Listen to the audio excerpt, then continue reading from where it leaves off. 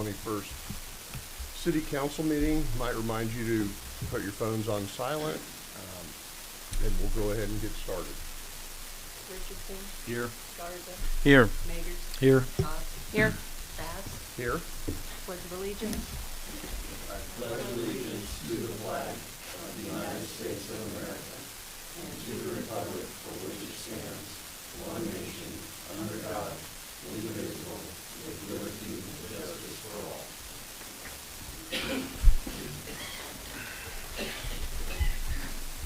Paul Brown will bless our meeting.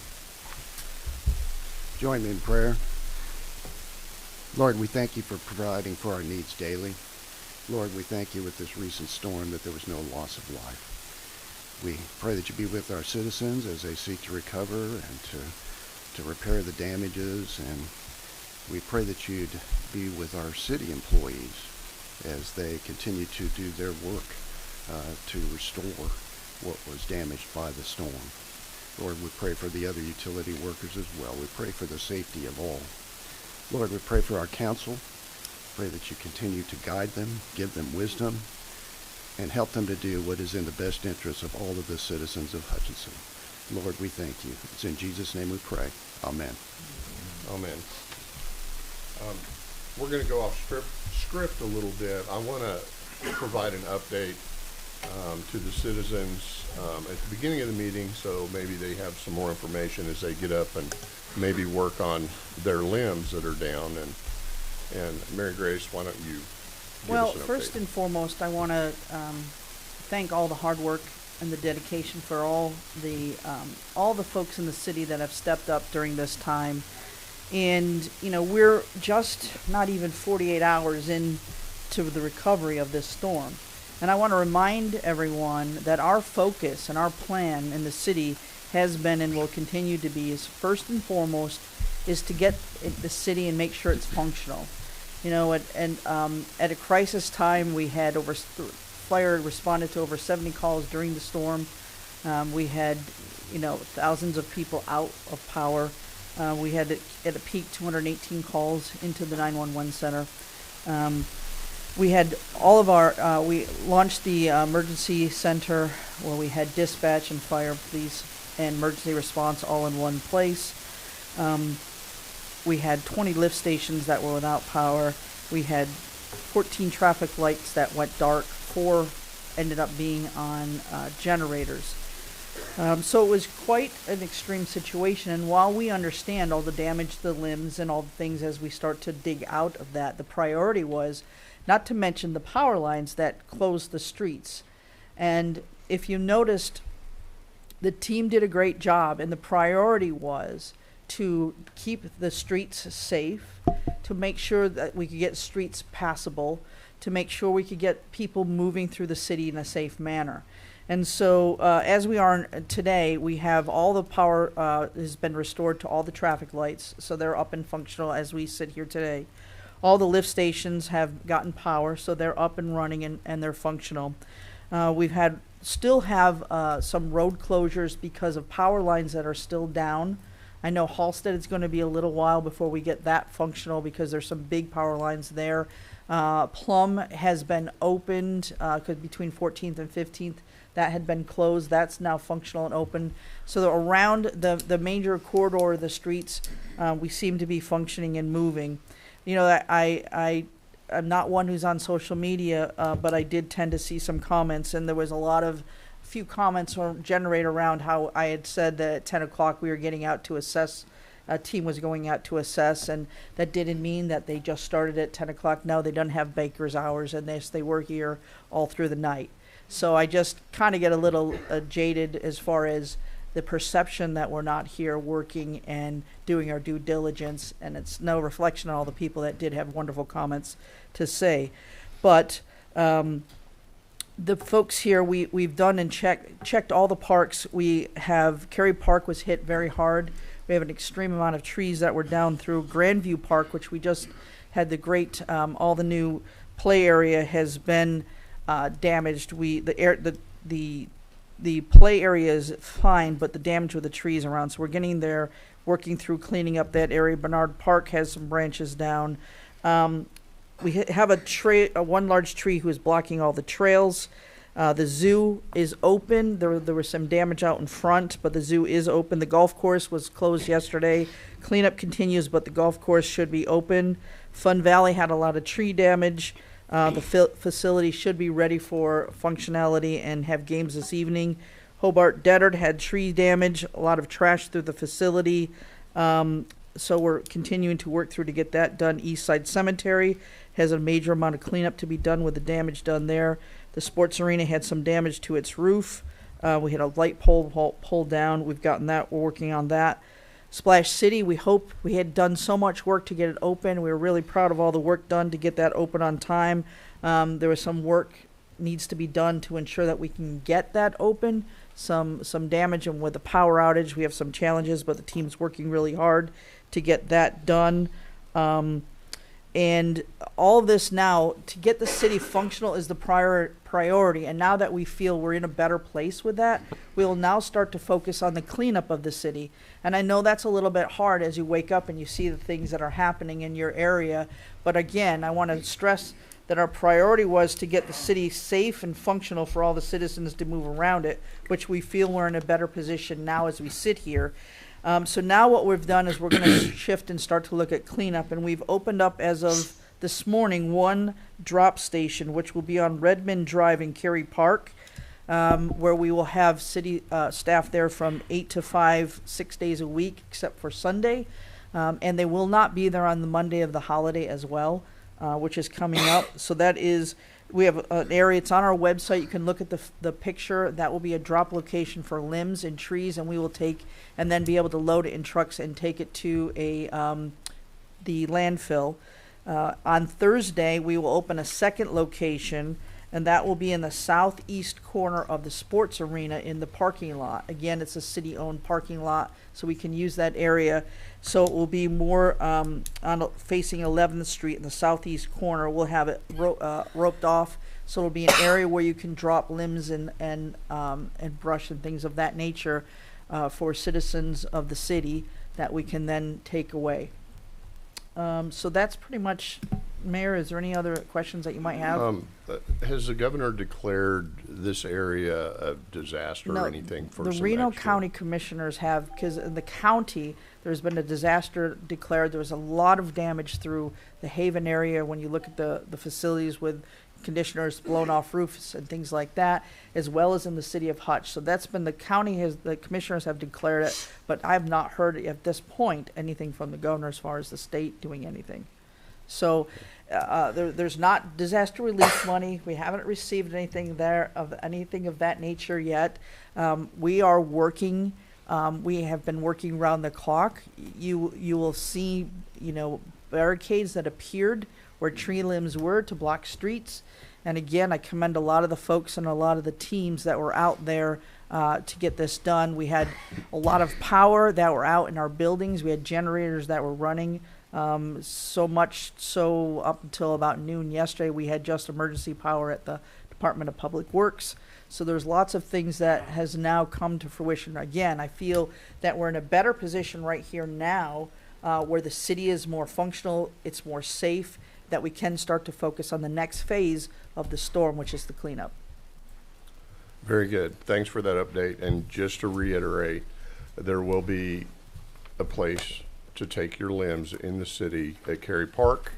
And then on Thursday, there will be another place opened up on the southeast corner of the sports arena parking lot. And thank you, Brian and Justin, for your crews being out all the time.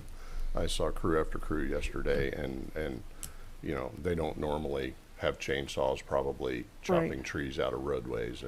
And I think a lot of our focus is we are well aware that there are citizens and there are individuals that are challenged to help with some of the damages on their property. We understand that, and so our focus will be what can we do. So we're working on how do we get a list of individuals that are willing to help to volunteer. And we're trying to get an area and a system how we can help get volunteers along working with citizens to help coordinate some of the efforts. Because I know there's lots of church groups in Hutch and Harmony. There's different groups out there now that are working to help spearhead some of the help that some of the individuals, whether they're disabled or elderly, we do want to see how we can corral as a community, because one of the things that I'm really proud of about this community is we do rally when things are down. And so we're going to do that again in this instance. So we'll start to formulate how we can work together to spearhead some of the changes and some of the help some of the residents that will need it. So more to come on that. I have a question. Yes. Do residents need to bring a driver's license or any proof of residency to drop stuff off? No. Just show up with your stuff? Okay. No. Thank you. You know, and it's for the residents. It's a way to help. We don't have the equipment and the means to be able to. We don't have the grappling hook to a truck where we can pick it up and throw it in there. So it's a little bit challenging. So again, there's lots of things we wish we could do, and there's lots of things we're challenged to do, and we will do the best we can to continue to help recover from this storm. Very good. And I appreciate those of you that are here to speak, or that you're here for an agenda item, your patience in that. So moving along, we will have oral communications from the audience. Please keep it respectful. Please limit it to 5 minutes. I have a timer here that we will use. I don't see it up there. There it is. And we're gonna open it up. I know there's a couple people here that have asked me if they could speak. Melissa, you can approach the podium, state who you are and why you're here, and we'll certainly listen. Hello.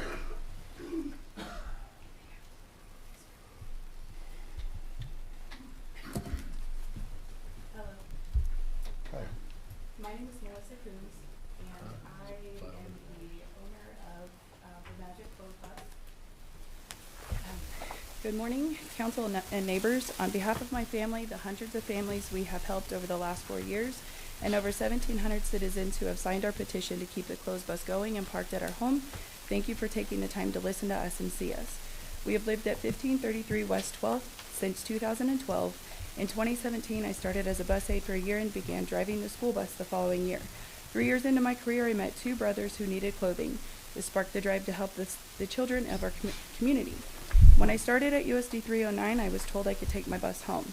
So I'll admit, in 2020, when we started our registered 501c3 nonprofit, the Magic Clothes Bus, we didn't check into city ordinances.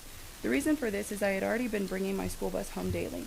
I've been a school bus driver for 6 years now, and in that time we have never received any complaints about where the buses have been parked or the fact that they are at our house until recently. Driving the school bus is my source of income, and not bringing it home would result in driving an extra 30 minutes in the morning alone just to get my bus from Nickerson and come back to begin my route, not to mention the other routes and activities I have throughout the day. At this time, the school district will not reimburse me for the extra drive time from Nickerson to my bus.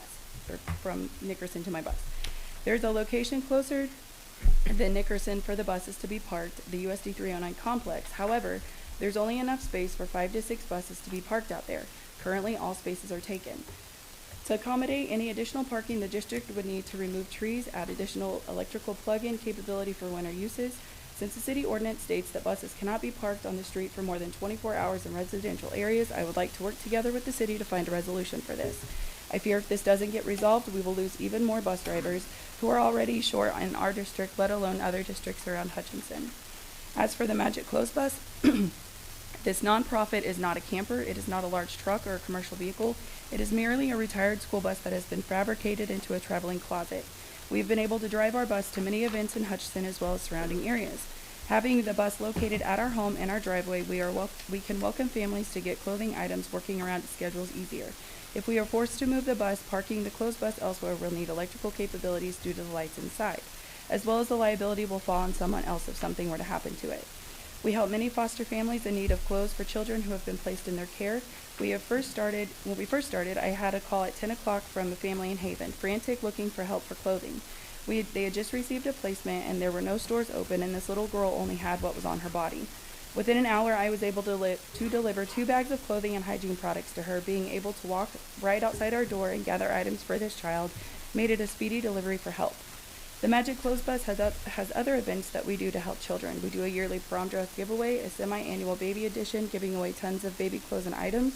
We've also teamed up with a couple of local organizations to do a large clothing giveaway twice a year. We have helped hundreds of families and of children, hundreds and thousands of families and children in our community. You see, the Magic Clothes Bus isn't a storage unit or stuffed full of garbage. It is a well laid out, thought out working operation that is a beacon of light for families facing the darkest of days. We have helped families that have lost everything to natural disasters and fires. We have helped mothers provide for their children after gaining the courage to leave an abusive relationship. We have taken clothing donations of families that have lost loved ones and don't know what to do with their clothing. We can help parents of children that are growing at an incredible speed that don't have the funds to keep up with their clothing needs. We have also helped multiple organizations around the state of Kansas with clothing donations.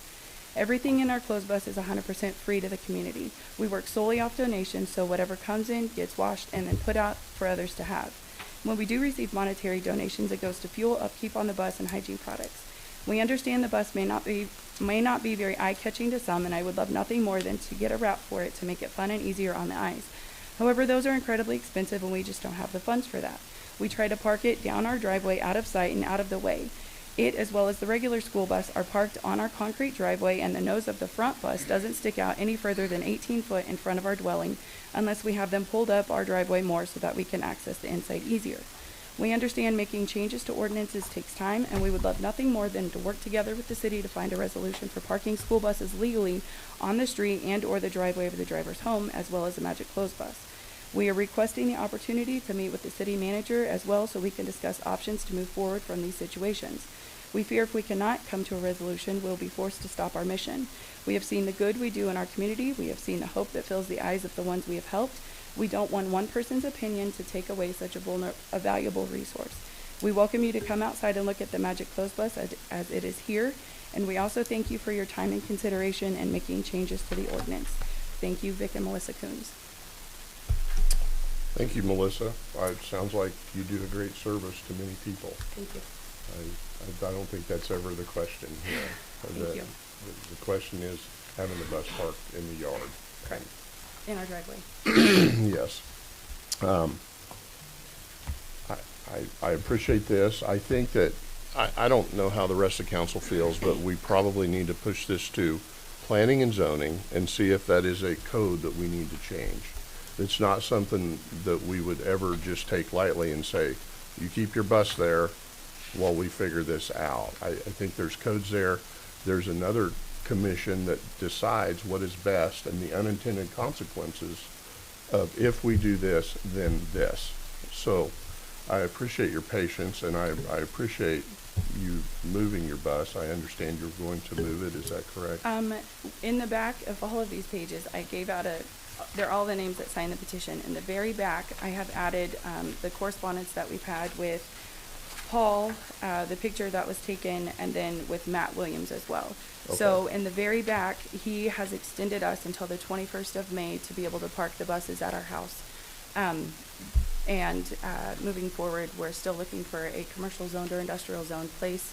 I need to make sure that it's somewhere close so I can access it easily, and I have to make sure that it is going to be safe because I have issues with the doors locking. So I have to take that into consideration also.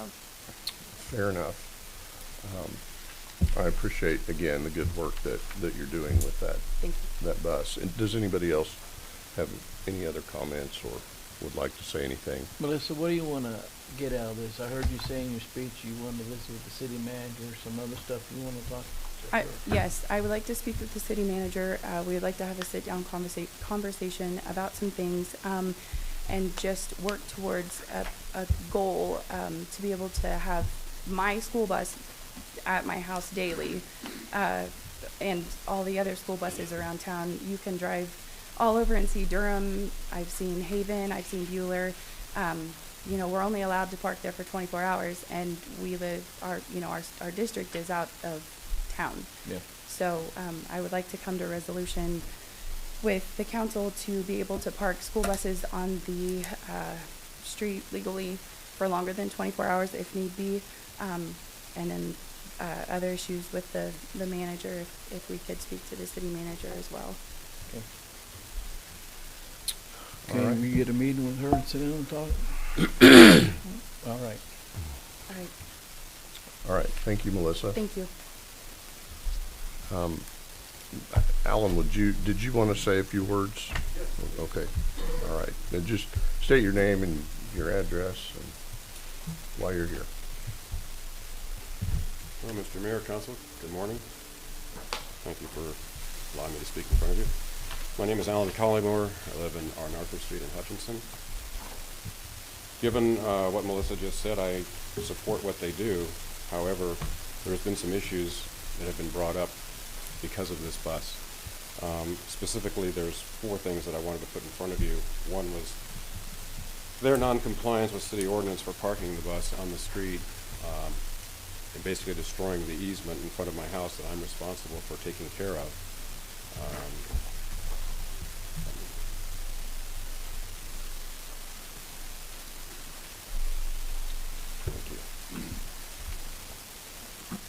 The second issue, basically, and I'll get into more detail as time permits, because of the trespassing of that bus on my property, after I had my property surveyed to install a fence, this whole thing sort of went sideways, and I became the front of, I'm some kind of a mean person, not wanting the school bus to be there, complaining about it. There were a lot of lies that were posted in media, on the TV media, about this, and all I was trying to do was put a fence up on my property to enclose that area. It had nothing to do with their school bus or their magic clothes bus. That was something that became fabricated, I guess, as a defense or whatever. The third thing was, again, being able to install the fencing, we had to get PD out and code enforcement to verify that the bus actually was trespassing on my property. After they verified that, the Coons did move the bus over and allowed me to install my fence. And fourthly, there's some anchors that were put on my property from their house. There was a repair that they had apparently on their basement. And these anchors extend into my property, and that was verified by both Melissa Coon and the previous owner of the house I just bought. I just moved here about a year ago. And the previous owner, unfortunately, did not disclose that before closing, so now I have to deal with this. In checking with permitting regarding these anchors, apparently no permit was ever pulled to install those. Probably no inspection was performed either, and as we heard, she's all in favor of taking care of your kids and whatever, but if these anchors were installed improperly, they're placing their kids in danger, especially with these 2 buses traveling back and forth over their driveway where these anchors are installed. So those are the things that I wanted to put before you, but the main issue was the issue of what they have said in the media about me that is not true. This was never, all I was trying to do was put up a fence in my yard to contain my yard per Kansas statute and also my homeowner's insurance, and also to stop them from parking the bus initially on the easement it's in the northeast corner. And you can see from the pictures and the exhibits there what the property looked like prior to the parking of the bus there and what it looks like now. It's just destroyed. And by your ordinance, maintaining that area is my responsibility. And Mr. Coon had at some point installed asphalt millings. In talking with the engineering and public works departments, that was done illegally. There's a code for installing these things. They were installed improperly, and they were installed on my property, not his. I want to be able to remove them, and I would like to have them discontinue parking their vehicles. When they moved the bus onto their driveway, they brought their 2 personal vehicles and put them where the bus was, so it really didn't solve my problem. I'm trying to beautify the area, and as you know, or may not know, I'm building an addition onto my house. I want to have a nice garden there. I want to be able to enjoy my grandkids and my kids. That's why I moved here. And all this was just about me doing what I wanted to do with my property. It was never anything to do with them. I applaud what they do. I support what they do. I would like to give donations and all that. But this whole thing with the media and me being such a bad person is completely outrageous. I've had people drive by my house now. His father has driven by my son's house slowly. It's like intimidation and incitement, and I would like it to stop. That's pretty much it. Thank you very much for your time. You know, Alan, I might remind you, I don't think we can control where people park. Understood. But we can control millings, or you can control that if it's on your property. Well, according to the engineering department, Greg down there said you treat the vegetation and where the street comes together as a curb. So according to them, yeah, they can't be parking on the vegetation. Okay. That's debatable, I guess. I don't know. Right. But that's what I was told. And all I'm trying to do is get the cars off there. If the cars continue to park there, I cannot repair it and maintain it. And it's turned into like a permanent parking area for them. Right. If they can park in front of their own house. Or if the school bus were to go back to the bus barn, they'd have plenty of room to park their personal vehicles on their property. Right. All right. Well, thank you. Thank you very much for your time. Any comments? Do you have anybody else speaking to the bus issue? Just approach the podium and state your name and your address. My name is Shannon Wolf, and I temporarily stay on Arthur with my father, Alan. When all of this started happening with my dad being against this bus, this magic school bus, and the stuff on the media, right before that, I had the police called on me by them. They told the police they had video of me and flipping them off and doing disorderly conduct. The police had come to my dad's house, and I asked him to please go and make sure, the video, because I didn't do anything. And of course, there was no video. The police officer, Officer Leslie, told me that they didn't even have video of my car driving by. And I really don't appreciate that. It's caused undue trauma to me. I just wanted you to know, I'm sure that people that have a charity are do-gooders and all that, why would they be acting in this fashion? I don't know them very well. I know that they've caused a lot of heartache for my dad, and a lot of lies have been spread, especially on Facebook. I've had people drive by when I'm outside yelling out my license plate number as if they're going to do something. That's disturbing to me, and I don't appreciate it.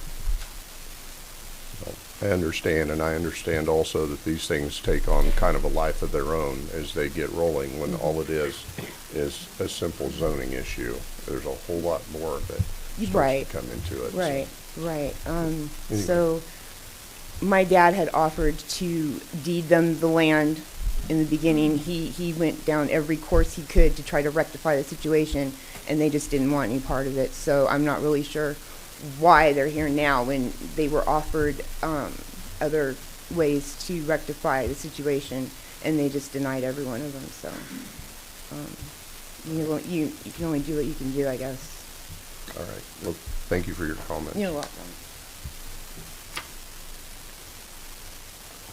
Is there anybody else that would like to speak, possibly on a different matter or that?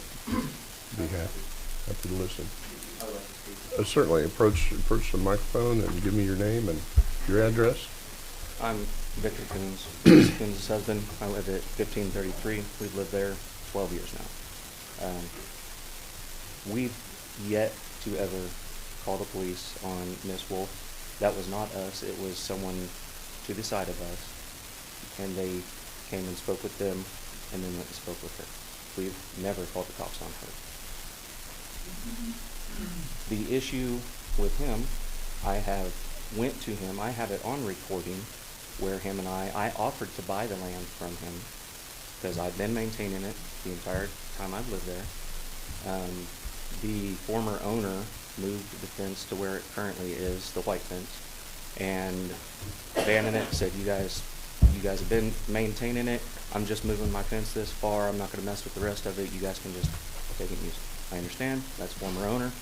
I spoke with him about it when he first moved in. Told him I'd be interested in purchasing it. He told me, oh, I'm more concerned with my addition right now. We'll get to it sometime. So I'm not going to keep bothering someone about it. Mm-hmm. My wife had a knee surgery, ended up being hospitalized because of a blood clot, and he comes to my door, well, obviously you're not interested in it. You need to get this off my property. You need to stop touching it. You need to do this. I went to him offering to pay him for the land, and he said, well, I'm just going to deed it to you for free. We ended up talking. He told me A condition was I needed to apologize to his son when there was no need for this. He got his son on the phone, ended up, after it was all said and done, he goes, well, I guess that's a moot point. He goes, tell you what, we'll come over this weekend, we'll walk up and down, figure it out, and all that.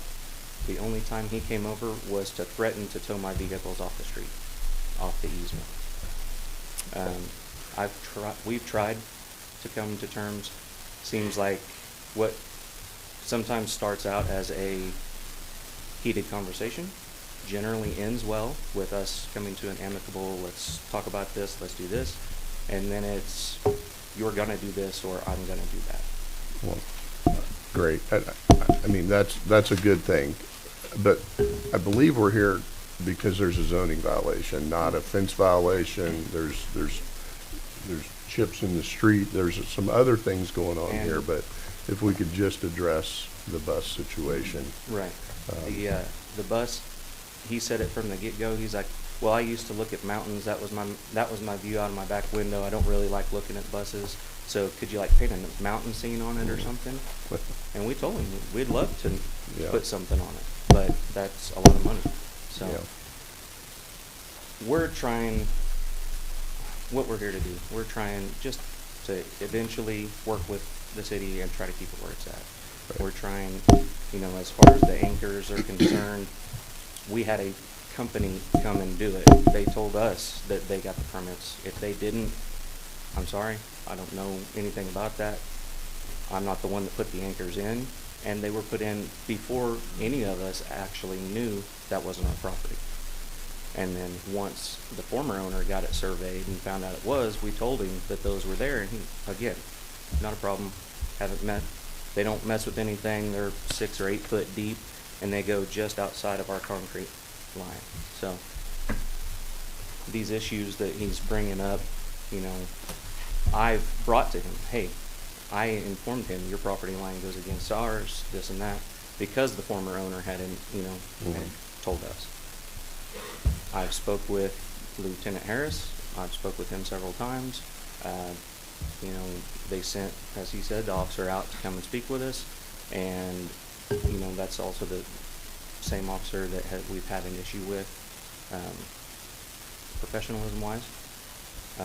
But as far as everything's concerned, we've tried to reach out. We've tried to come to terms, and it's okay. Yeah, we'll talk about this, and then it's met with ultimatum every time. So Right. we're trying to just come to the best resolution. And they drive by our property every day, multiple times a day. Him and his daughter just creeping by. If they see a news vehicle out there, she stops, and then 5 minutes later, he's over standing at the fence looking at me. So to say that we're harassing them is absurd. Well, I would think they would drive by several times because they live there. Well, but the manner in which they do it. I understand, and your point's well taken, and, I don't know what the issue is with the police department, but they get involved in these kind of things, and I realize their go-to is, this is a civil matter. And they say that a lot, but they're absolutely right. It's not criminal what you've done, or probably anything he's done. So, anyway, I appreciate your comments, and thank you, Victor.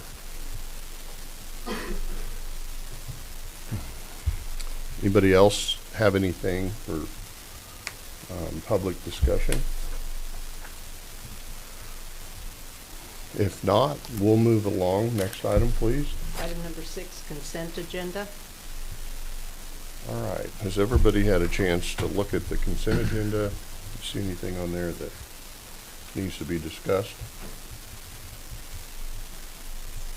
I've read the consent agenda. I don't have any outstanding questions. Okay. No. All right. I'd call for a motion. Richardson? Whoop, Oh, nope. we need a motion. We need a motion Oh, and a I'm sorry. second. Okay, I'll move to approve if that's what you want me to do. Richardson. I'll move to approve the consent agenda and authorize the mayor to sign. I'll second it. Richardson? Yes. Garza? Yes. Maynard? Yes. Goss? Yes. Bass? Yes. Next item, please. Item number 7, public hearing. Public hearing determine advisability of issuing industrial revenue bonds on behalf of Selwyn Investments LLC. Hello. Oh, we need a motion to open the public hearing? So moved. Second? I'll second that. Call the roll, please. Richardson. Yes. Garza. Yes. Magers. Yes. Goss. Yes. Pat. Yes. Okay, I'm just gonna check. Tyler, are you there? Can you hear us? Yes, good morning. Good morning. I have Tyler Ellsworth from Kutak Rock, our legal counsel, on the conference phone in case we have any questions about the IRB process. I just wanted to let you know that. So, good morning, council. We are here for the public hearing, and after the public hearing, we will make a motion to adopt the resolution determining advisability of IRBs. Selwyn Investments LLC is proposing to issue IRBs for the purpose of acquisition, construction, furnishing, and equipping a commercial facility to be operated by G&G Investments LLC. The estimated amount of the proposed IRBs is $2,935,000. The project, known as Gun Bros Project, is an approximately 11,000 square foot, 8-lane, 25-yard indoor climate-controlled firing range located on 17th Street near the airport. The public hearing has been mailed to District 308 in Reno County. By adopting the resolution, the City Council approves determining the advisability of issuing the IRBs.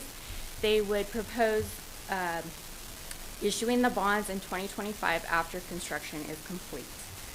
You do have included a cost-benefit analysis that it shows the estimated job numbers, sales, and salaries. It does show a cost benefit to all parties involved in the IRB process. So it would be beneficial. And if the proposed IRB is issued, we will become the leaseholder of the property, and then Selwyn Investments LLC will be the leasee. As a reminder, with IRBs, the city is not responsible for paying the debt in any way. We're not responsible for any costs incurred in issuing the IRBs. The main benefits are sales tax exemptions, and then they are asking for a pilot agreement, a payment in lieu of tax, 100% tax abatement for 10 years. That is not on the agenda today. City staff is going to review that and recommend the advisability of that at a future date. So that doesn't have to be decided today. I will open it up to any questions the council or the public have, as this is a public hearing. I have a question about the abatement. So that's to come at a later date, presuming that this is passed and approved today. Correct. So would that abatement would start after the property is up and running and Correct. everything's done and built?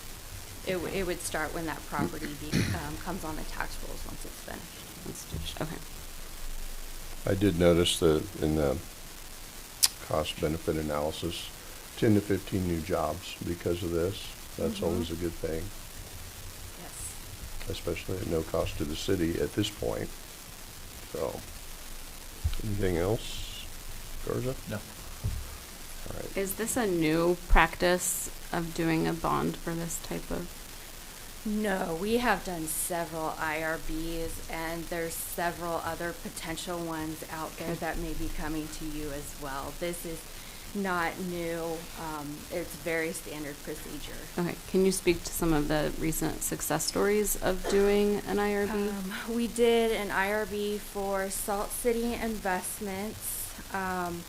We did it for Afaya, Bold, The Alley, Commerce Gardens.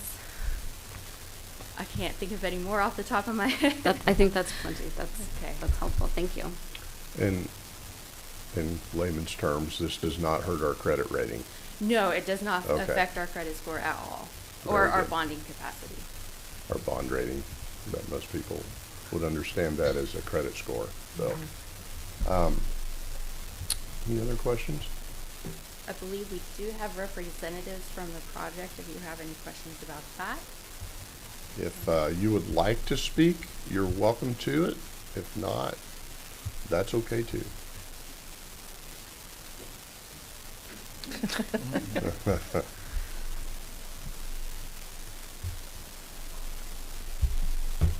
Yeah, so I'm Jared Ganneman. This is Devin Ganneman. We are the owners of Gun Bros. Gun Bros started in 2019. We are somewhat of a unique business in this community. There's really quite a bit of outside of the city revenue that comes to us. So we have big customer bases in Wichita as well as McPherson, Salina.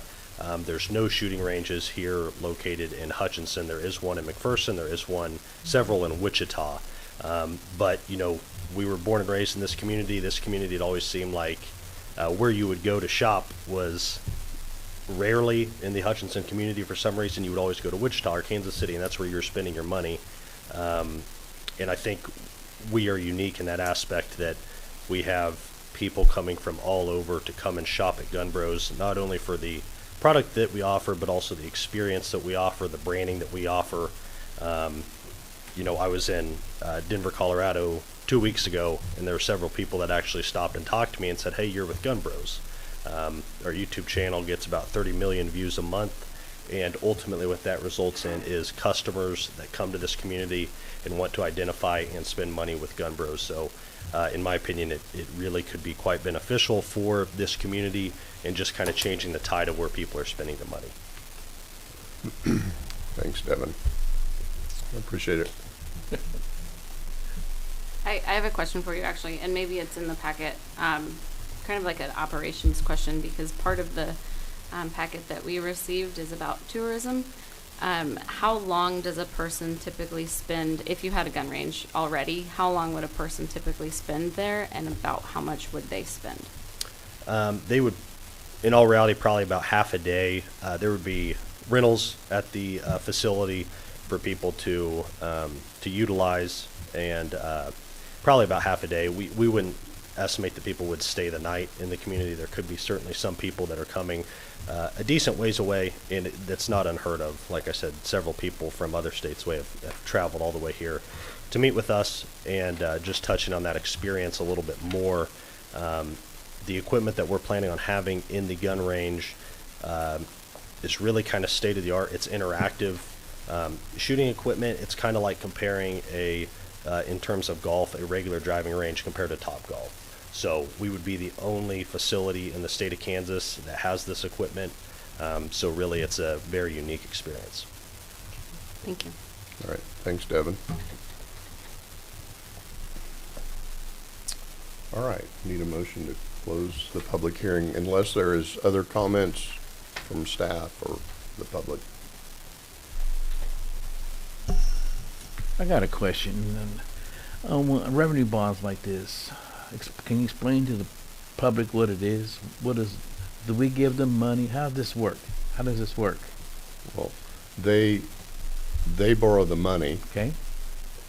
at a lower interest rates because they're bonds they're not even back. Can you explain it better, Paul? I'm gonna. Or Angela. Yeah, I mean, of course. Finance director up there, let her. Yeah. Right, basically like they're using our name to issue the bonds, but we are not responsible in any way. And the main benefit to these is that they get a sales tax exemption on all the construction of the building. And so, like, if a nonprofit were to do that, that would be the main reason. But then also, I mean, they're asking for a pilot agreement, a tax abatement. So that would be the other benefit, is some abatement of the tax for up to 10 years, which is the life of the length of the IRB. Very good. I think you said it. That's where I was going, that the main benefit is no sales tax on building materials. And then the fact that industrial revenue bonds that were issued may allow for a pilot program at the end. Correct. Okay. And Thank so you so much. If the project doesn't pan out, I'll knock on wood for you guys. If the project doesn't pan out and they are done after, let's say, 5 years, what then happens to the bond and to the funds that were borrowed? Like hypothetically, if it closes after 5 years Right, and the and bonds aren't they go paid into off, default. the city is in no way responsible for that. I think that risk is kind of built into the interest rate. I don't know if, Tyler, you have anything to add to that? Yeah, you all hear you all now? Yeah. Yes. Yeah, I think if something happens during the 10-year term, the bonds are outstanding, the bond would be called and it would terminate the IRB structure and the abatement would expire at that point. So as Angela said, the city doesn't have an obligation to back these bonds. Tax revenues, it really just collapses the IRB structure at that point. Bonds for payment, but really it's not, because the bonds aren't used for true financing in this instance, the city doesn't have a financial obligation here. That answers my question. Thank you. Thank you, Angela. With this, Paul, this would be a question for you. Because this is a new type of business within the city, is there any updating to ordinances or anything that we would need to take into consideration because it's No. an indoor gun range? Okay. Are they regulated by state law in some manner? Yeah, well, it's going to be primarily federal law. Federal, okay. Thank you. I see value in this because it's directly across from the airport. It's essentially an empty lot currently. So any new building out there, I think would be good. I think we have a strong airport and airport marketing plan, and this is kind of one more thing that could boost that and become a tourist drive, especially those the audience that is served, the clientele that is served at the airport currently. You know, they're getting their such and such airplane. I don't know what kind of airplanes they are, but they're getting worked on. They take a long time, so they're there for half a day already. So this might be something to help keep them entertained. And I believe they're mostly male, so they're probably your perfect customer. I don't have any additional questions. I do. I appreciate you keeping your money in Hutch and starting another business in Hutch. That's what we need. Now that I understand it, sometimes we're up here, and I understand it a little bit, but for me to sit here and make a decision on something that you're doing, I need to know it all. Now I know more, and I thank you for bringing the business here and staying in Hutch, and I appreciate it. I think to your point, Steve, they're a proven business. That's right. They've bought a building downtown. Yep. I am curious, are you gonna try to stay downtown for a while then, or will you move everything out there? Yeah, we'll move everything to the Okay. Okay, very good. All right. Well, if there's nothing else, we need a motion to close the public hearing. So moved. Second. Richardson, Yes. Garza. Yes. Magers. Yes. Goss. Yes. Fast. Yes. Next item? Item 8, ordinances and resolutions. A, consider resolution authorizing the issuance of industrial revenue bonds for Selwyn Investments LLC project. I move to approve a resolution authorizing, do I need to No. ask for discussion? No, Okay. we've discussed it. Authorizing the city of Hutchinson, Kansas to issue its industrial revenue bonds, Series 2024, Selwyn Investments LLC project for the purpose of the acquisition, construction, furnishing, and equipping of an industrial facility, and authorizing other related documents and actions, and authorize the mayor to sign. I'll second that. Item 8B, consider ordinance. No, we need to have. Vote. Oh, I'm sorry. I'm sorry. Richardson, Abstain. Garza, Yes. Magers, Yes. Goss, Yes. and Fast. Yes.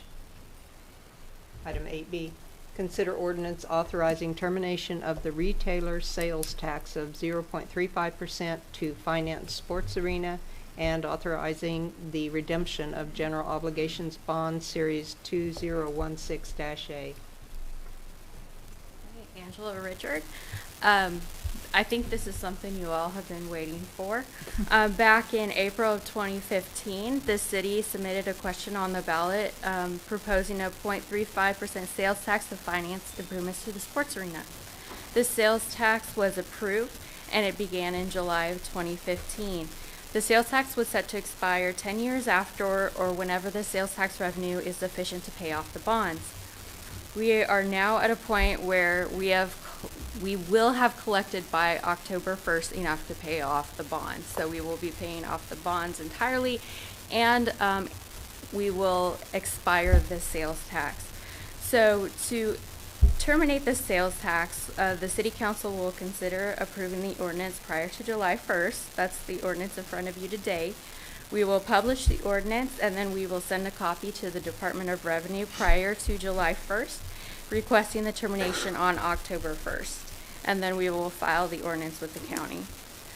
We will pay the 2014 bond payments in October, as well as the 2025 payment at that time. And at that time, on October 1st, the sales tax rate will be reduced from 1.1 to 0.75 for the city portion of sales tax. Staff and legal counsel recommend the approval of the ordinance as stated. Any questions? No, it's the rare thing we get to do, lower taxes. Yes. And I think it's worth noting that by doing this, we also are saving money, obviously interest by paying it off early.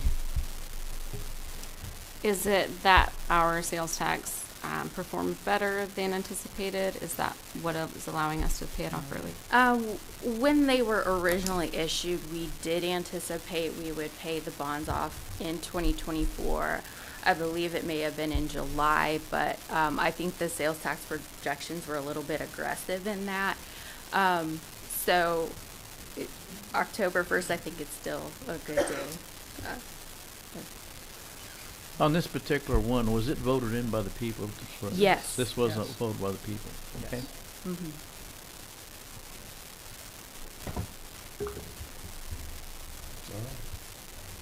Well, I would move to approve an ordinance terminating the retailer sales tax of 0.35% to finance the sports arena and authorizing the redemption of general obligation bonds, Series 2016A, and authorizing the mayor to sign. A second. Thank you. Richardson? Yes. Garza? Yes. Magers? Yes. Goss? Yes. Passed. Yes. Item 8C, consider ordinance amending section 23-202 of chapter 23 of the Code of the City of Hutchinson regarding school zone speed limits. Paul Brown, City Attorney. Councilmember Goss asked us to review the school speed limits at the old Grandview School. I contacted the 308 Superintendent, Don Johnson. She was in agreement with that. There are no student activities at that building anymore, so there's no reason to maintain the school zone. So we proposed an ordinance to you, and that's literally all it does. It just removes the references to Grandview School and the school zones that were there. We'd ask you to approve that ordinance.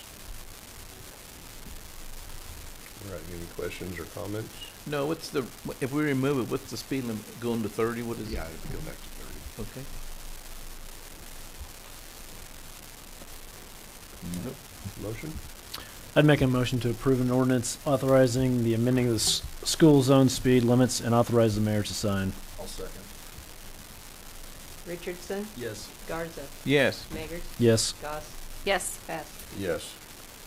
Item 8D, consider resolution approving a special event in a designated entertainment district for the Salt City Fest. Council, you'll see a couple of these, and they look almost identical, and they are very similar, but it's two different events, two different sponsors, and two different dates. The first of which is for Salt City Fest, which is Salt City Brewery's event on May 31 and June 1. You can see the diagram. It's basically closing the 500 block of North Main in front of the Salt City Brewery for that event. This is not a new event. We had this event last year, and leave it at that. Would recommend that you approve it.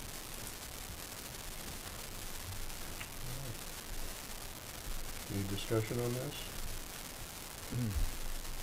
It seems like it might be, and I'm not saying I'm voting no or anything, but it just seems like it might be a bad timing with the main detour to get out of town going down South Main. So I hope that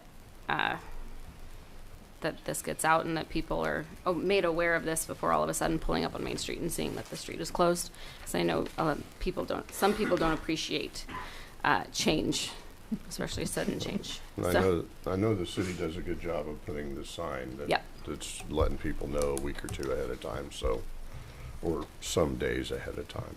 And I did communicate with Stephen. I reminded him, maybe it was 2 weeks ago, right before our last meeting. I said, hey, you got to get this done. We have to approve this. It's supposed to have been submitted 60 days? 60 days. 60 days in advance. So we're a little under the wire. I think he's lucky that he has one under his belt already to prove that it is a good event. We attended last year with our family. It was very family friendly. Even the activity after dark was, I never saw anything get out of hand. So I think it's a good event, and I plan to vote yes. All right. You want to make the motion so we can vote?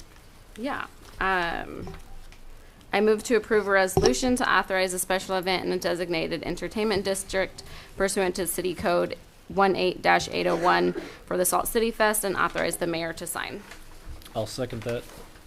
Richardson? Yes. Garza? Yes. Magers? Yes. Goss? Yes. Passed. Yes. Item 8E, consider resolution approving a special event in a designated entertainment district for the Smallville Festival.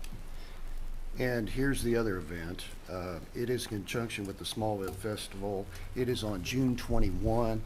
This one is sponsored by the Hutchinson Recreation Commission as a part of the Smallville. Again, this event has occurred in the past, and it's essentially in the same location. There are other things associated with Smallville, but this particular event is again located in the 500 block of North Main. We'd ask that you approve.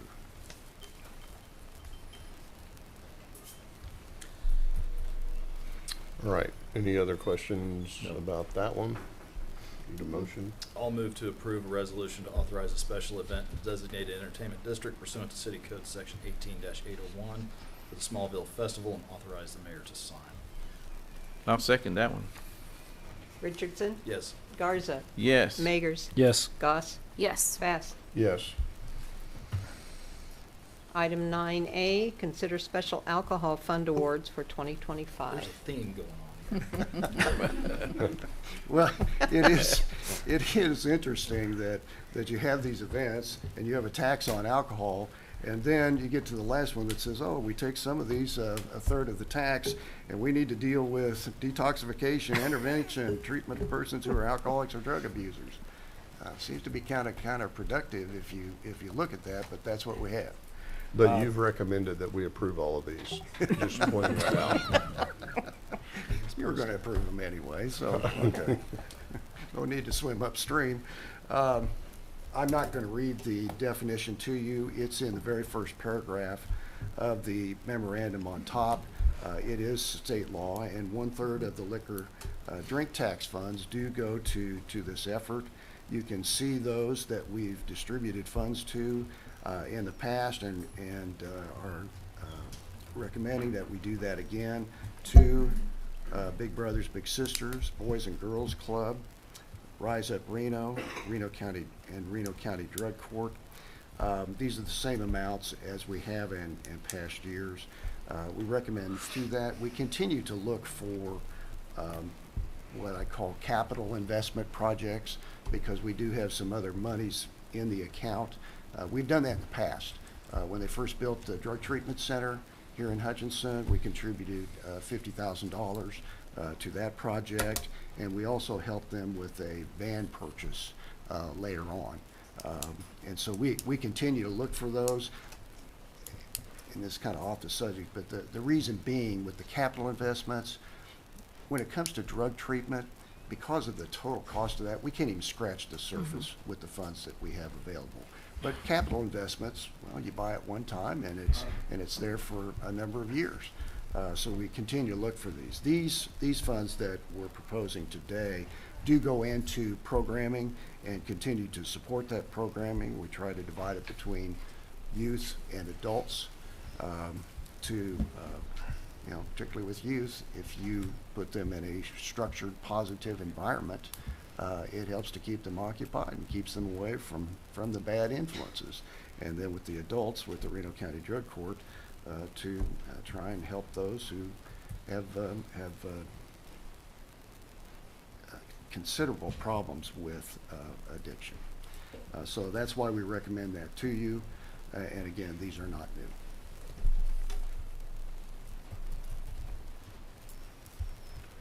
All right. Any comments, questions? All right, call for a motion. I'll move to approve staff's recommendation on agency awards for the special alcohol program funds for fiscal year 2025.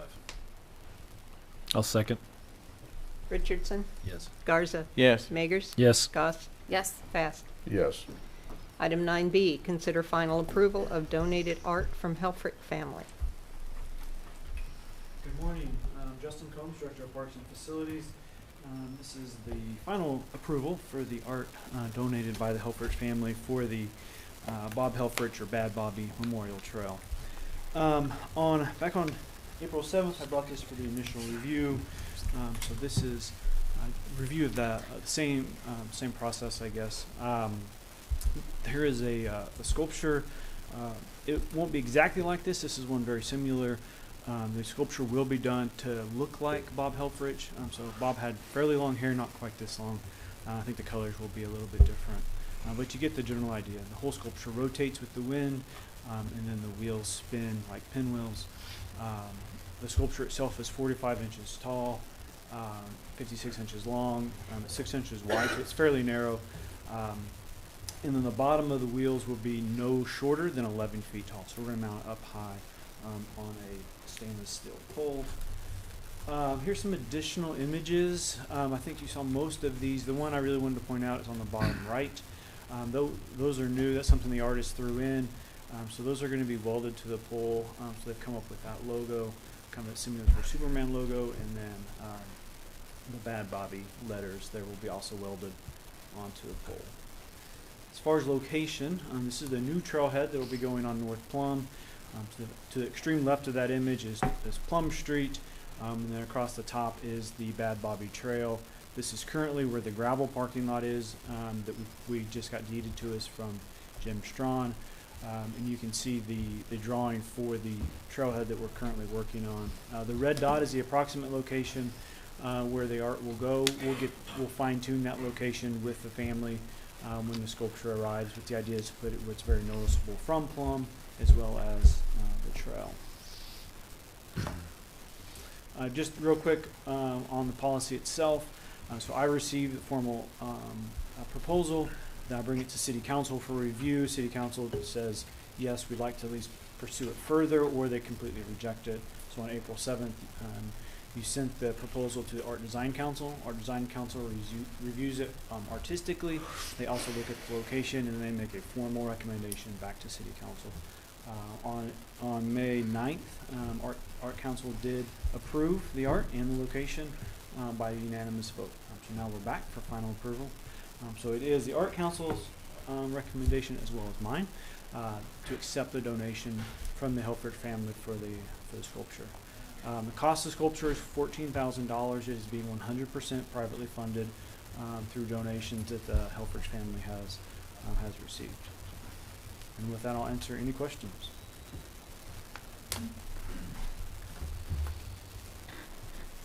When do you expect this work to be done, started?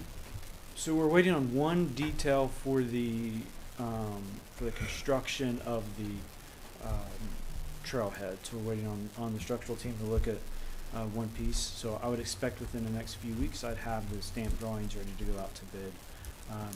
The sculpture will arrive before that, but we won't install a sculpture till everything's done. So most likely late summer, early fall is when I'm expecting this all to go in. So Great. those images were fairly old of the structure. or of the sculpture, has a lot more work done at this point. So. Is there any plan to add art throughout the trail, or will this be a singular installation? So there's one spot we looked at potentially doing a mural on the ground. It's kind of a weird spot where the trail, the Bad Bobby Trail splits. You can either go towards Lorraine or you can go straight and go towards the hospital, which kind of and so there's a big large triangle there. We thought would be cool to put some sort of mural on the ground. We're also going to looking at redoing the signs for the trail and to have the correct name on it, and we might add some art on it as well. So, and they are privately fundraising for all of that work as well. So.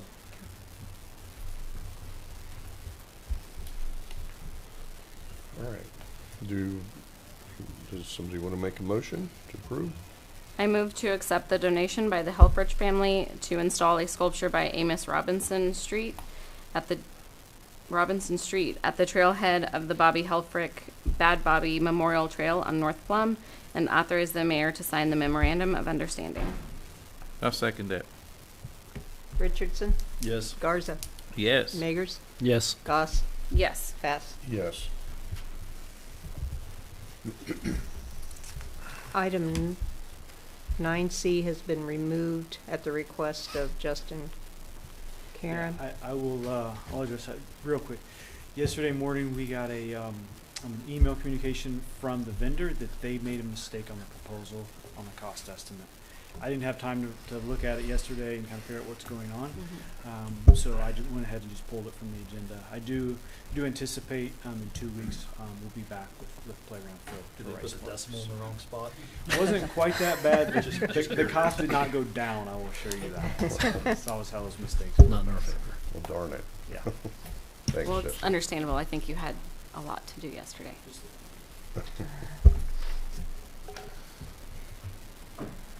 Item 10, report of city officials. Scott? Okay, so I want to echo the all the staff that have been out there working night and day with the storm that came through. Again, they stepped up. They've been stepping up a lot with a lot of storms we've had to encounter and take care of, and so I really appreciate their hard work and effort getting things done. You know, overnight, during the day, it's a lot of hard work. So I really appreciate what they've done for our city. Secondary, we talked about the 43rd and Halstead area with the stop sign. I reached out to Mary Grace and Gary last week, and I spent some quality time up there driving around, looking at all the signage to see if we've made that area safer. So the things that I saw up there, we did put the improved signage to indicate the stop sign was coming up. The thing I noticed, like at 43rd and Halstead, as you come over that hill, we were a block and a half out. If you're heading west, there's a speed limit sign of 45 mile an hour, a block and a half from the stop sign. So I thought maybe that should be dropped down to maybe 35 or something, because I thought it was kind of a little bit. Maybe we shouldn't be having a speed limit right there at that the same speed at 45, and then right after Halstead Street it jumps up to 55, and that's all the way across to Lorraine, where it drops back to 45, and then of course 20 for the school, and then 45 right before Plum. Now, going back, it stays about the same, but there is no signage between Lorraine and Halstead Street on the south side. So there's no indicator of what your speed should be going back towards the stop sign. And I can't remember exactly what direction the people were coming from that were involved in the wrecks. So I thought maybe we should probably look at some signage on the south side before Halstead Street of the speed limit. We do have the signs for the stop sign coming, but there's no speed limit sign. So that's kind of my input on that. We probably should look at that a little bit closer on those actual speed limits. And I did talk to Lavella Kelly about all this, so I'm going to talk to her again this week about what she thinks of the changes. I did see that we had went into Orchard Park, put the speed limit signs in there. I think that's a good thing. I spent some time in there just watching traffic, and I think they are kind of obeying that a little bit. Now at night, I haven't been out there at night to really tell you what I've seen there.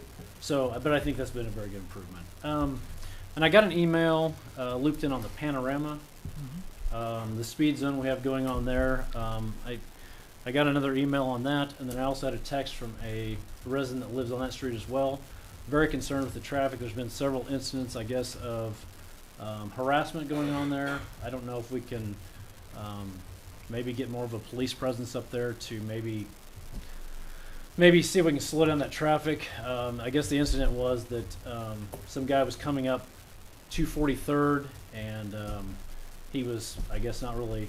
He wasn't speeding, and there was somebody tailgating from behind and came around him and kind of harassed him and everything like that. So I think maybe we need to look into a little bit of that up there as well. So and then on the bright side, Donut Day is coming up May 31st at the Salvation Army. So if anybody's willing to see how many donuts they can eat in 5 minutes, you know, I'm up for a challenge.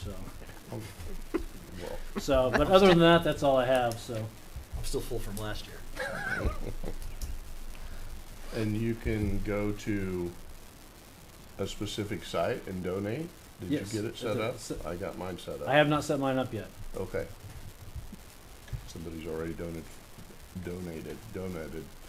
$50 to my site. So anyway, maybe we could have that little challenge. I will say on the 43rd problem, it was pointed out to me that, you know, we have four-way stops, and then we have a through, and then there's four-way. It just, nothing seems to flow if you're using 43rd going all up and down, which may be causing some confusion. But, you know, we had the traffic engineers studying just that. I wondered if they studied the whole thing. Yes. We also have city, county, city, county, city, county. Exactly. I mean, And it is inconsistent even just with like the stop sign at, by that quick shop, 43rd and Plum. Like there's one on each side of the road, north and south on East 43rd. Oh, I and see it's what not you're like saying. that at some of the other ones. So it is an inconsistent, and I feel like this is a city-county partnership that we would need to. Right, and part of that is because you don't want it to be a drag strip. Right. Because you do have the stops two-way at Plum and 43rd, and then you do have a four-way at Plum and Lorraine, and then two-way. So my questions for clarity is that you want us to look at the location of the speed limit signs or the speed limit No, itself? the speed limit right before, if you're heading westbound to Right. Halstead, dropping that to 35 right before the stop sign. I kind of thought it was, I don't know why it's not at 35. Approaching. Yeah, because you're blocking half out and it's 45 mile an hour. So at Okay. that point, I would think maybe 35, dropping that back down. And then, you know, on the south side, just making sure we have some signage of the speed limit there between Lorraine and Halstead on the south side. Lorraine heading, and Halstead. heading eastbound. Sure. Okay. Okay. all right, anything else, Scott? No, I think I spoke enough today. So. All right. And Stacy, you don't have anything today? Oh, I always have something to say. In that same area, it was, and on the topic of signage, I'm looking at Google Maps and I can't think of where they told me this, but it's when it must have been Halstead Street. If you're southbound on Halstead and you turn left or right onto 30th Street, I was told that there is no indication that you've entered a school zone until you are out of the school zone. So that traffic coming into town from Halstead isn't aware that it's a school zone, unless you just know. And my wife paid the ticket, and that was her excuse, and it didn't go very far. Yeah, there And is this no, was many there is years no, I ago. didn't know. Yeah, and, So- but that is true. So going south on Halstead, As there's you no turn onto school 30th. zone to indicate that it's a school zone for the Union Valley And Central Christian. and Central there, 'cause- Christian. Yeah. Okay. Because you're in the middle of it. Sure. When you Yeah. turn. Okay. Yeah. But if you are coming from on 30th Street, there's indicators. So while we're making signs, maybe that's when we could get worked up. I just want to say that thanks to our city employees, first responders, utility workers, and everybody who's been working behind the scenes in the storm recovery efforts. I can vouch for at least one city employee that I know is a neighbor and was leaving his house immediately as the storm passed. So I know that they've been working tirelessly behind the scenes around the clock. And a lot of times what we forget to think about is that these people, as they leave their home, they're also leaving their own damage behind. And so they go to work first and they get the city cleaned up. And then at the end of the day, they just worked a really hard shift. And then they still have their own property clean up. So it's almost a double burden on our city employees, and they deserve all of the thanks. I think in regards to city ordinances, too many people are only familiarizing themselves with the city ordinances, be it parking, where school zones are, etc., when they are in the middle of a complaint or a ticket, or when they see something that they don't like and they intend to go and make a complaint, a code violation complaint on a neighbor. So I encourage people to familiarize themselves with the city code. I know I read it for fun, but I just kind of don't have anything better to do. That's why I sent you the school zone ordinance. I was like, hey, that's not accurate any longer. And I think that was at 11 o'clock at night. But there are a lot of things that you're simply required to do because you do live in the city, within the city limits. And it's essentially our social contract with each other that we can't make you be good neighbors, but there are a lot of things we can make you do, like mowing your yard. If nothing else, that's how the city plays a role, which is through ordinances to foster good neighbor relationships. There's a lot of stuff that happens between neighbors that is way outside of our control, as it should be.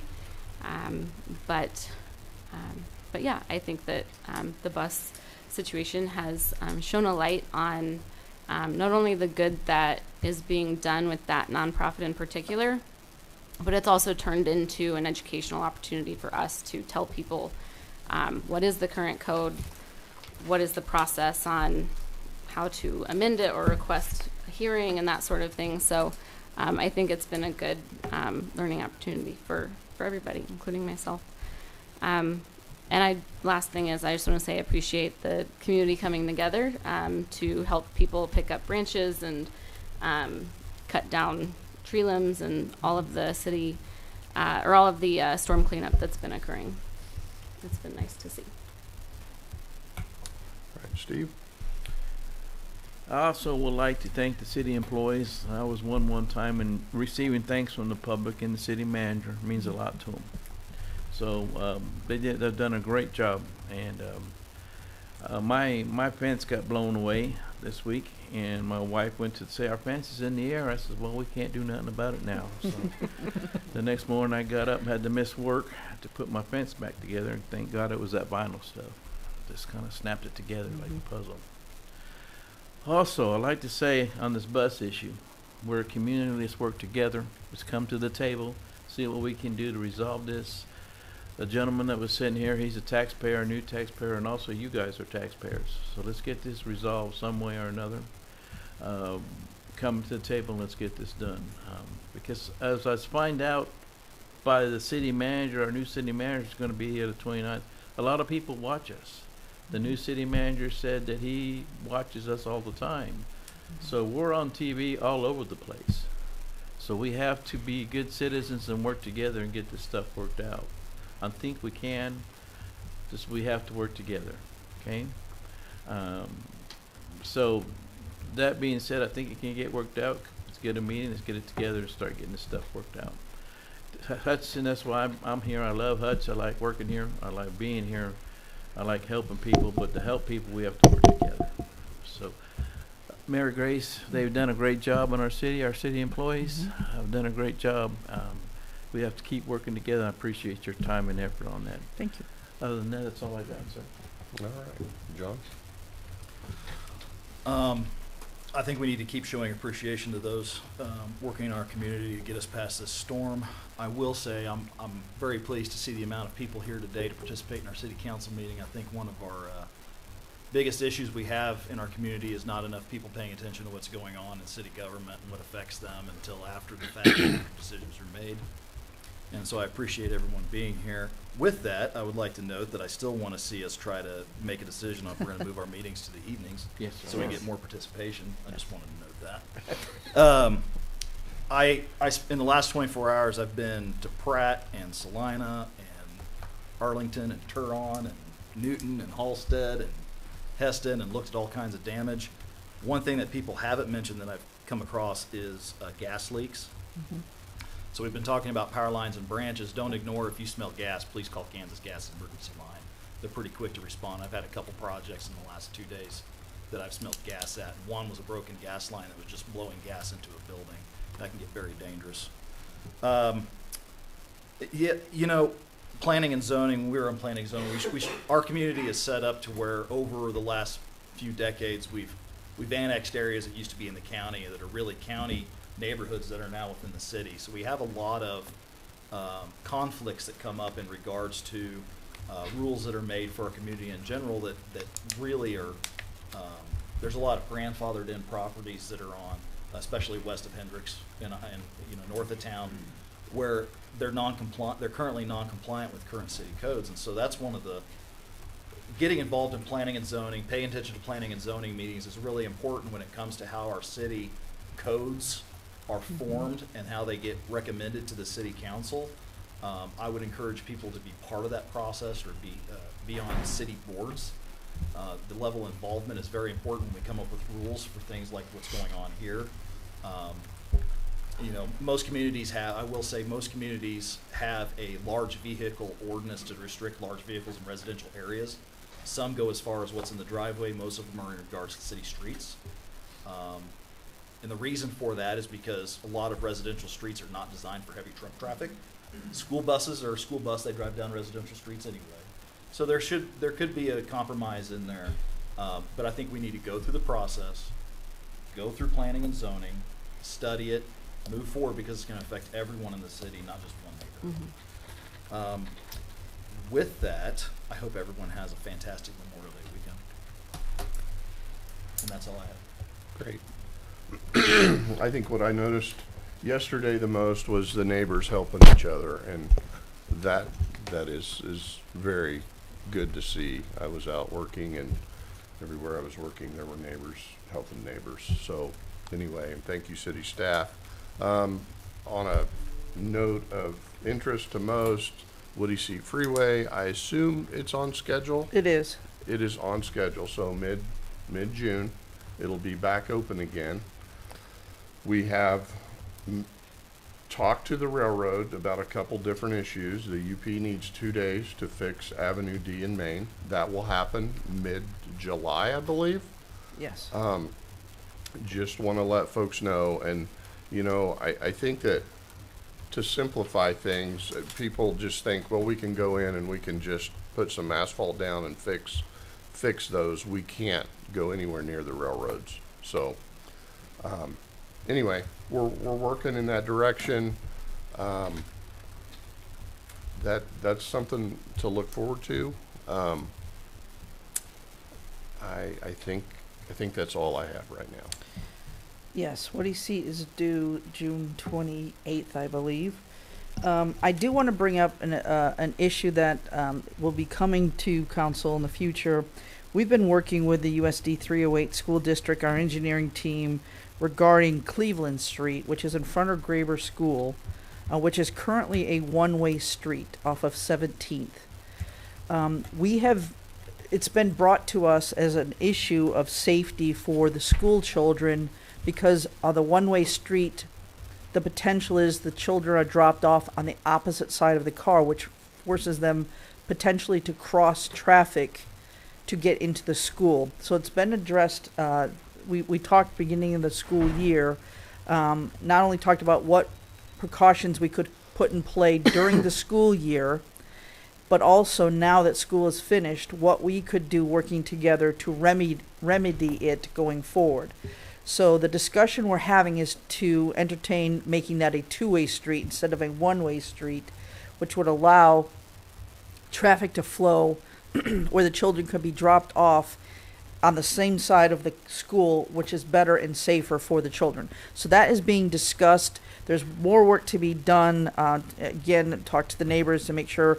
I've talked to the college, I've talked to the high school, just a lot of different players, but that is something that will be coming forward to well, actually, it doesn't need to go in front of council, but it's something that we're looking at doing, and more information and communication will be going out to the community on this. So that's something that is coming.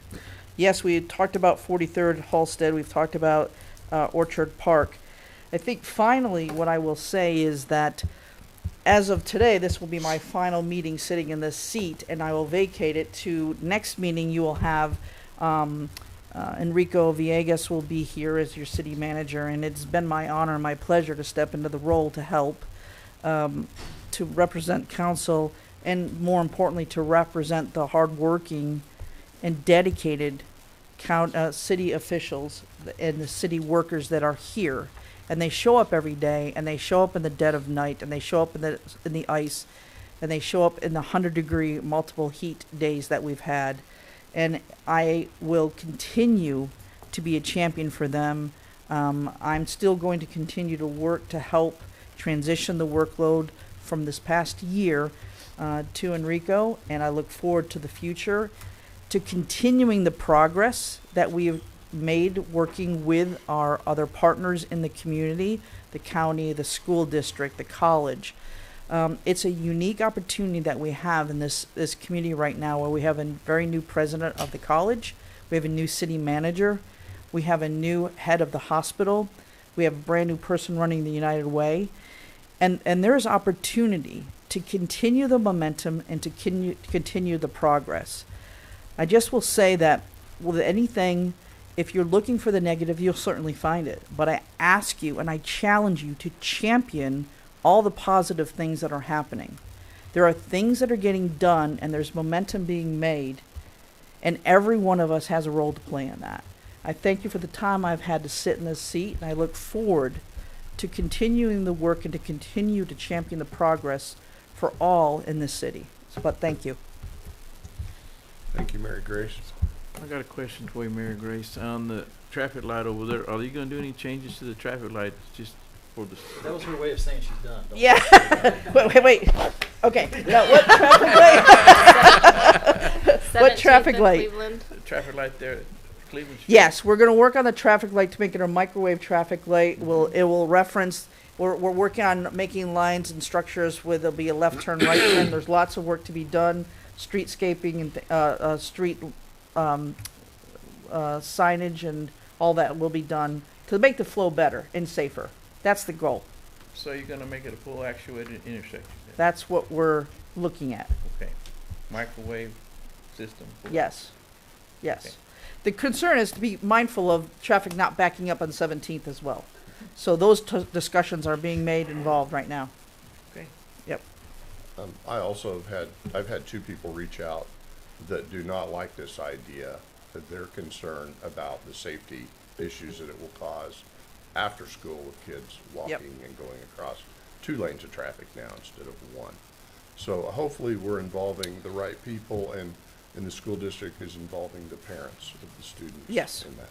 And there's lots of discussion still to be had, and that's why I'm bringing it up now, because this work is stuff that will continue, and the goal is the school year is going to be starting. We can't lose sight of it. And I can assure you, as the person who is responsible for communicating to the parents, I have a whole schedule of what information I'm communicating, on what dates and that sort of thing. We had expressed to Greg and the whole team that really, in order to do it this summer, it needs to be done by July 31st, because that's when we have in-person enrollment. Parents and students will be coming to Graber out on that day. And so if it's done, that gives them one opportunity to see it and for us to talk with them about it. But then the next event before school starts is the 12th. And so before then, we will have more updated information, more pictures and maps for everybody to take home. And be mindful of where the crosswalks are, and not where you think they should be, because there's reasons why there's crosswalks at those locations. So it's a an effort that we've been working with. It was identified as an issue at the beginning of the school year, so working with the school to put crossing guards and things to remedy it until we could go to this next step. Very good. Well, we should try to keep that in front of us. Yep. So, all right. Do I have a motion to adjourn? Thank you, Mary Graves. Thank you, Mayor. No worries. Thank you. So moved. I'll second. Richardson, Yes. Garza, Yes. Magers, Yes. Goss, Yes. Pass. Yes. We will have a 5 or 10 minute recess, and Yes. then we will start our next meeting.